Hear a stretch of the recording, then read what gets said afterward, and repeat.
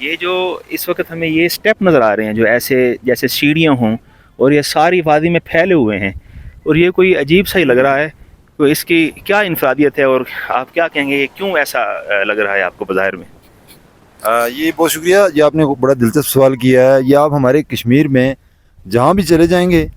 آپ کو یہ سٹیپس اسی طرح نظر آئیں گے، ایسے اور جہاں بھی چلے جائیں گے۔ اور مورخین نے اس کی ایک وجہ لکھی ہے جو قرین قیاس بھی معلوم ہوتی ہے، وہ یہ لکھی ہے کہ یہاں یہ کشمیر اصل میں پہلے یہ جزیرہ نہیں تھا بلکہ یہ سمندر تھا، ٹھیک اور یہ سارے کا سارا پانی تھا، یہ سارے کے سارے پہاڑ پانی میں ڈوبے ہوئے تھے۔